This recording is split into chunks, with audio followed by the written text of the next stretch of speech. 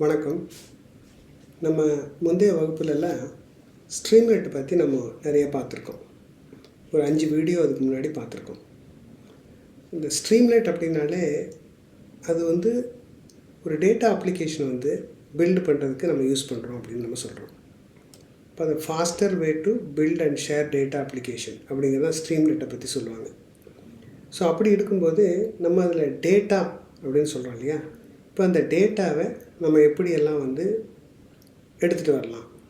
இப்போ உதாரணத்துக்கு ஒரு சிஎஸ்விலேருந்து ஒரு டேட்டா எடுத்துகிட்டு வரலாம், இல்லை ஒரு டேட்டா பேஸ்லேருந்து எஸ்கியூஎல் குவெரி போட்டு ஒரு டேட்டா எடுத்துகிட்டு வரலாம், இல்லை ஒரு எக்ஸல் ஷீட்லேருந்து ஒரு டேட்டா எடுத்துகிட்டு வரலாம்.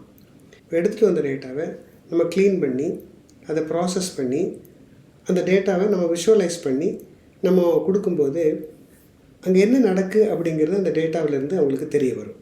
அதே சமயம் அதே அளவுக்கு டேட்டா நமக்கு கிடைச்ச டேட்டாவையும் நம்ம ஈஸியாக நமக்கு தேவையான மாதிரி மாற்றிக்க முடியணும்.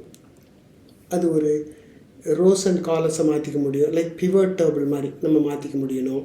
அதில் ஒரு சம் பார்க்க முடியணும், இல்லை அதை ஒரு குரூப் பை பண்ண முடியணும். ஸோ இது போல் பல விஷயங்களை நம்மளால் பண்ணணும் அப்படின்னு பார்த்தீங்கன்னா அதுக்கு பைத்தனில் ஒரு லைப்ரரி கொடுக்குறாங்க. அந்த லைப்ரரிக்கு பேர் தான் பேண்டாஸ் அப்படின்னு சொல்லி. இப்போ அந்த லைப்ரரி பற்றின டீட்டெயிலை நம்ம இப்போ பார்ப்போம். இப்போ நம்ம பேண்டாஸ் கொடுத்து நீங்கள் சர்ச் பண்ணுங்கள் உங்களோட க்ரோம் ப்ரௌசர்லேயோ இல்லை வேறு ஏதோ ப்ரௌசரில்.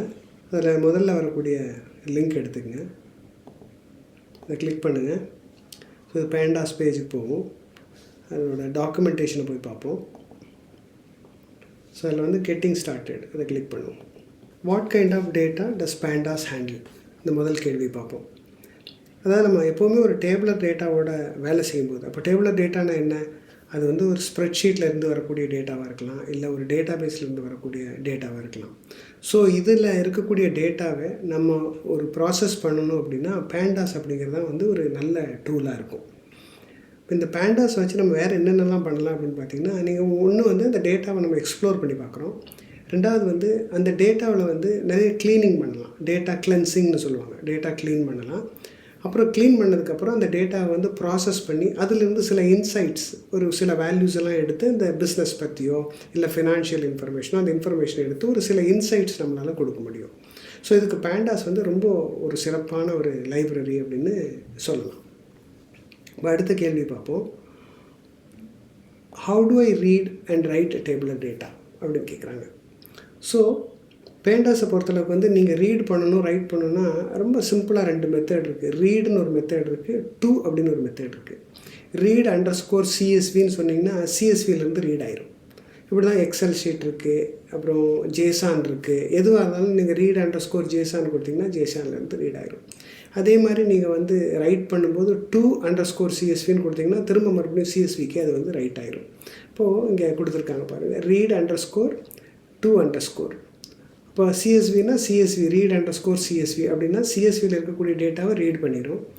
டூ அண்டர்ஸ்கோர் சிஎஸ்வின்னு சொன்னிங்கன்னா அந்த டேட்டாவை நம்மளால் ரைட் பண்ணிட முடியும். அடுத்து how do I select a subset of a table. இப்போ ஒரு டேபிள் இருக்குது, அந்த டேபிளில் இருக்கக்கூடிய சப்செட் வேல்யூஸ் அதை எப்படி நம்ம எடுக்கணும் அப்படின்னு பார்த்தீங்கன்னா அதை நம்ம ஸ்லைஸ் பண்ணுறது, டைஸ் பண்ணுறது, ஒரு பர்டிகுலர் ஏரியாவை மட்டும் எக்ஸ்ட்ராக்ட் பண்ணுறது, இல்லை ஒரு பர்டிகுலர் ஏரியாவை மட்டும் செலக்ட் பண்ணுறது, இது எல்லாமே நம்மளால் பண்ண முடியும். இப்போ உதாரணத்துக்கு இந்த டேபிளில் இந்த எல்லோ கலரில் போட்டிருக்கிற டேட்டாவை மட்டும் நம்ம தனியாக எடுக்க முடியும். அப்போது ஒரு ஃபில்டர் வச்சோம், அந்த ரோஸ் அண்ட் காலர்ஸை நம்ம எதெல்லாம் வேணும்னு ஃபில்டர் அப்படிங்கும்போது அதில் ஒரு கண்டிஷன் வந்துடும், ஒரு டேட்டா கண்டிஷன் வந்துடும். ஸோ அந்த டேட்டா கண்டிஷனை வச்சு நம்ம அதை தனியாக ஒரு சப்செட்டாக கூட நம்மளால் எடுத்துக்க முடியும். அப்புறம் பேண்டாஸில் நம்ம டேட்டா பிளாட் பண்ண முடியுமா அப்படின்னு பார்த்தீங்கன்னா கண்டிப்பாக நீங்கள் பிளாட் பண்ணலாம். அதாவது மேட் பிளாட் லிப் அப்படின்னு ஒன்று இருக்குது, அதை வச்சு நீங்கள் டேட்டாவை பிளாட் பண்ணலாம். அது மட்டும் இல்லை, இப்போ நம்ம ஸ்ட்ரீம்லைட்லேயே நிறைய கிராஃப்ஸ் கொடுத்துருக்காங்க. ஸோ அந்த கிராஃப்ஸ் எல்லாம் யூஸ் பண்ணி ஒரு லைன் கிராஃபா, பார் கிராஃபு, இல்லை ஸ்கேட்டர்ட் பிளாட் கிராஃப், இந்த மாதிரி ஏதோ ஒரு கிராஃப்ஸ் எல்லாம் நம்மளால் போட முடியும். அடுத்து how to create a new காலம் டெரைவ்ட் ஃப்ரம் அன் எக்ஸிஸ்டிங் காலம். கண்டிப்பாக நீங்கள் இப்போ ஒரு 4 காலம் மட்டும்தான் இருக்குது. இப்போ 5ஆவதாக ஒரு காலம் நீங்கள் க்ரியேட் பண்ணுறீங்க அப்படின்னா அதை நம்மளால் ஈஸியாக க்ரியேட் பண்ணிட முடியும். அது அந்த காலத்தை நீங்கள் டூப்ளிகேட் பண்ண முடியும், இல்லை அந்த காலத்தை நீங்கள் க்ரியேட் பண்ணி அது ஒரு கம்ப்யூட்டட் காலமாக வச்சுக்க முடியும். இது எல்லாமே ரொம்ப ஸ்ட்ரைட் ஃபார்வர்டாக இருக்கும். அப்புறம் அதே போல் நம்ம சம்மரி ஸ்டாட்டிஸ்டிக்ஸ் எல்லாம் பண்ண முடியுமா அப்படின்னு பார்த்திங்கன்னா, இப்போது இதில் பாருங்கள், இப்போ ஒரு மீனாக இருக்கட்டும், ஒரு மீடியன், இல்லை ஒரு மேக்ஸிமம், ஒரு மினிமம் வேல்யூ, கவுண்ட்டு, இது எல்லாமே வந்து ரொம்ப ஈஸியாக நம்மளால் பேண்டாஸில் நம்மளால் கொண்டு வந்துட முடியும்.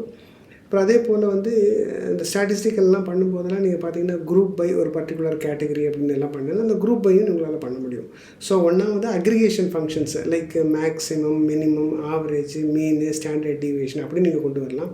அல்லது நீங்கள் குரூப் பை பண்ணி அதுக்கு நீங்கள் சில ஃபார்முலாஸ் அப்ளை பண்ணுறதோ, இல்லை அதே மாதிரி அக்ரிகேஷன் ஃபங்க்ஷன்ஸ் அப்ளை பண்ணுறதோ நீங்கள் அப்ளை பண்ணி அது நீங்கள் எப்படி வேணாலும் நீங்கள் பண்ணிக்கலாம். பல ஒரு மேத்தமெட்டிக்கல் கால்குலேஷனாக கூட நீங்கள் பண்ணுறது கூட பண்ணிக்கலாம்.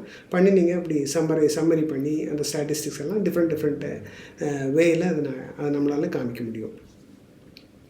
அடுத்து ரீஷேப் பண்ண முடியுமா? ரீஷேப் அப்படின்னா ஜென்ரலாக வந்து ஒரு ரோஸ் அண்ட் காலம் இருக்குது அப்படின்னு வச்சுங்க, அதை காலம்ஸ் அண்ட் ரோஸாக மாற்றுறது. ஸோ நம்ம உதாரணத்துக்கு வந்து ரொம்ப எளிமையாக புரிஞ்சுக்க வந்து பிவட் டேபிள் நம்ம பார்த்துருப்போம். ஸோ அந்த பிவட் டேபிள் மாதிரி நம்ம இதில் பண்ண முடியுமானா கண்டிப்பாக வந்து இதில் வந்து டேட்டாவை வந்து உங்களால் ரீஷேப் பண்ண முடியும். அதே மாதிரி மல்டிபிள் டேபிளில் இருக்கக்கூடிய டேட்டா வந்து நம்ம கம்பைன் பண்ண முடியுமானா கண்டிப்பாக. இப்போ இந்த 2 டேபிள் இருக்குதுன்னு வச்சுங்க, இந்த 2 டேபிள் இருக்கிற டேட்டாவை நம்ம கம்பைன் பண்ணி ஒரு டேபிளாக நம்மளால் கொண்டாந்துட முடியும். அதே போல் பேண்டாஸ் வந்து டைம் சீரீஸ் டேட்டா வந்து ஹேண்டில் பண்ணும். ஸோ டைம் சீரீஸ் டேட்டா அப்படின்னா ஒரு டைம் இருக்கும், அந்த டைமுக்கு உண்டான ஒரு வேல்யூ இருக்கும் இல்லையா, அதுதான் டைம் சீரீஸ் டேட்டா. ஸோ அந்த டைம் சீரீஸ் டேட்டா வந்து பேண்டாஸ் வந்து ரொம்ப அழகாக ஹேண்டில் பண்ணும். இப்போ பேண்டாஸில் வந்து நம்ம இது வரைக்கும் பேசினது வந்து நம்பர் தான் அப்படின்னு பேசியிருக்கோம். டெக்ஸ்சுவல் டேட்டாவையும் வந்து அதனால் ஹேண்டில் பண்ண முடியுமா அப்படின்னு பார்த்திங்கன்னா நிறைய ஃபங்க்ஷன்ஸ் இருக்குது. டெக்ஸ்சுவல் டேட்டாவை ஹேண்டில் பண்ணுறதுக்கு ரொம்ப எளிமையாக அதை வந்து ஹேண்டில் பண்ண முடியும். ஸோ இது எல்லாமே தான் வந்து பேண்டாஸை பற்றின விவரங்கள். நம்ம ஒரு இன்ட்ரோடக்ஷன் டு பேண்டாஸ் அப்படிங்கிறது. இனி நம்ம அடுத்து வந்து நம்ம ஒரு பேண்டாஸ் எப்படி இன்ஸ்டால் பண்ணலாம், அதுக்கு என்னென்னலாம் தேவை இருக்குது அப்படிங்கிறத பற்றி நம்ம பார்ப்போம். பேண்டாஸ் இன்ஸ்டால் பண்ணுறதுக்கு முன்னாடி நம்ம ஜூபிட்டர் அப்படின்னா என்னென்னு பார்ப்போம். இந்த ஜூபிட்டர் நோட் புக் அப்படின்னு சொல்லுவாங்க, அப்படின்னா என்னென்னு பார்ப்போம். அதுக்கு நீங்கள் Jupyter lab or Jupyter notebook அப்படின்னு சொல்லி டைப் பண்ணிவிட்டு இந்த வரக்கூடிய முதல் லிங்க்கை வந்து நீங்கள் கிளிக் பண்ணுங்கள். இந்த ஜூபிட்டர் நோட் புக் அது வந்து ஒரு ஓப்பன் சோர்ஸ் அப்ளிகேஷனு. ஸோ அது எதுக்காக யூஸ் பண்ணுறோம் அப்படின்னு பார்த்திங்கன்னா நீங்கள் லைவ் கோடிங் அதில் பண்ணிக்கலாம். அதாவது லைவ் கோட் மட்டும் இல்லை, ஒரு ஈக்குவேஷன்ஸ் எழுதுறதும் இல்லை டேட்டா வந்து விஷுவலைசேஷன் பண்ணுறதும் இது எல்லாமே வந்து அந்த நோட் புக்லேயே நீங்கள் பண்ணிக்கலாம். ஜென்ரலாக வந்து இது வந்து ரொம்ப வைடாக யூஸ் பண்ணுறாங்க. அதாவது டேட்டா க்ளீனிங்கு, டேட்டா ட்ரான்ஸ்ஃபர்மேஷனு, அப்புறம் numerical simulation, statistical modelling, data visualisation, machine learning, இந்த மாதிரி பல இடத்துல வந்து இந்த ஜூபிட்டர் நோட் புக் வந்து யூஸ் பண்ணுறாங்க. இதோட முக்கியமான ஃபீச்சர் என்னென்னு பார்த்திங்கனாலே, அதாவது ஒரு இன்ட்ராக்டிவாக நீங்கள் வந்து கோடை எக்ஸிக்யூட் பண்ண முடியும். அதே போல் நீங்கள் அந்த கோடு எழுதும்போது உங்களுக்கு தேவையான ரிச் டெக்ஸ்ட் சப்போர்ட்னு சொல்லுவாங்க. நீங்கள் ஒரு இமேஜ் இன்க்ளூட் பண்ணிக்கலாம், ஒரு ஹெட்டிங் போட்டுக்கலாம், இந்த மாதிரி நீங்கள் பண்ணிக்கலாம். அப்புறம் விஷுவலைசேஷன் பண்ணிக்க முடியும். இது வந்து நிறைய லாங்குவேஜ் சப்போர்ட் ஆகுது. அதாவது ஆருங்கிற லாங்குவேஜ், ஜூலியா, இந்த மாதிரியான லாங்குவேஜஸ் எல்லாம் நிறைய சப்போர்ட் ஆகுது. ஒரு 40 லாங்குவேஜ் சப்போர்ட் ஆகுதுன்னு சொல்கிறாங்க. ஸோ இது வந்து நமக்கு பேண்டாஸ் படிக்கும்போது நம்ம ஜூபிட்டர் நோட் புக்கில் நம்ம பேண்டாஸோட ஃபங்க்ஷன்ஸ் எல்லாம் நம்ம எக்ஸிக்யூட் பண்ணும்போது என்ன நடக்குது அப்படிங்கிறது வந்து நம்ம ரொம்ப இன்ட்ராக்டிவாக பார்த்துக்க முடியும். ஸோ நான் வந்து ஜூபிட்டர் நோட் புக்கு பற்றின தனி ஒரு வீடியோ ஃப்யூச்சரில் தேவை இருந்தால் நான் போடுறேன். இப்போதைக்கு நம்ம அந்த ஜூபிட்டர் நோட் புக் நமக்கு ஒர்க் பண்ணுறதுக்கு தேவையான அளவு என்ன தெரிஞ்சுக்கணும் அப்படிங்கிறத வந்து நான் சொல்லிக் கொடுக்குறேன். இப்போ நம்ம முதல்ல வந்து ஜூபிட்டர் நோட் புக்கை இன்ஸ்டால் பண்ணுவோம். அதுக்கப்புறம் நம்ம வந்து பேண்டாஸ் அதில் இன்ஸ்டால் பண்ணுவோம். அப்புறம் அந்த பேண்டாஸில் நம்ம ஒர்க் பண்ணி பார்ப்போம். இப்போ நம்ம இதெல்லாமே பண்ணுறதுக்கு நம்ம முதல்ல வந்து ஒரு விர்ச்சுவல் என்விரான்மெண்ட்டு க்ரியேட் பண்ணணும். ஜூபிட்டர் லேபை இன்ஸ்டால் பண்ண போகிறோம். அதுக்கு முதல்ல நம்ம வந்து பைத்தனோட என்விரான்மெண்ட்டு, அதாவது ஒரு விர்ச்சுவல் என்விரான்மெண்ட்டு நம்ம பைத்தனில் க்ரியேட் பண்ண போகிறோம். ஸோ விர்ச்சுவல் என்விரான்மெண்ட் எப்படி க்ரியேட் பண்ணணும், விர்ச்சுவல் என்விரான்மெண்ட்டுனா என்ன அப்படிங்கிறதுக்கு நான் ஏற்கனவே ஒரு வீடியோ போட்டிருக்கேன். தேவை இருக்கிறவங்க அதை பார்த்துக்குங்க. இப்போது நம்ம பைத்தன், நான் 3.12 பைத்தன் யூஸ் பண்ணுறேன்.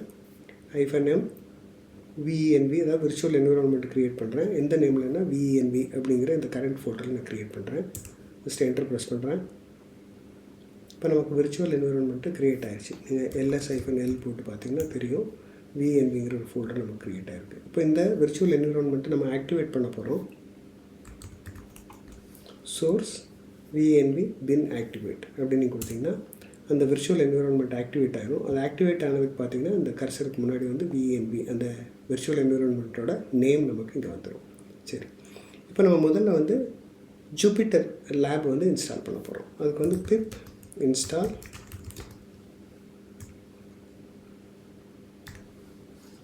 ஜூபிட்டர் லேப் அப்படின்னு நம்ம சொல்ல போகிறோம். இன்ஸ்டால் பண்ணுறோம்.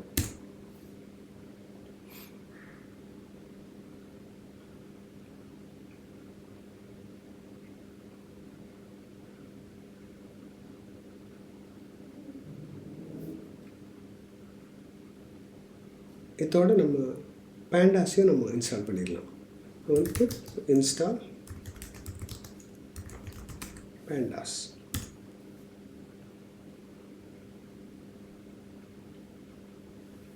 இப்போ நம்மளோட விர்ச்சுவல் என்விரான்மெண்ட்டுக்குள்ளே ஜூபிட்டர் லேப் அண்ட் பேண்டாஸ் ரெண்டையுமே இன்ஸ்டால் பண்ணிட்டோம். நம்ம இன்ஸ்டலேஷன் முடிஞ்சது. இப்போ நம்ம வந்து எப்படி அந்த ஜூபிட்டர் லேபை லான்ச் பண்ணலாம் அப்படிங்கிறத நம்ம பார்ப்போம். அதை ரன் பண்ணுறதுக்கு ஜூபிட்டர் லேப் அப்படின்னு கொடுத்தீங்கன்னா போதும். ஜூபிட்டர் ஸ்பேஸ் அப்புறம் லேப் அப்படின்னு கொடுத்து நீங்கள் என்டர் ப்ரெஸ் பண்ணிங்கன்னா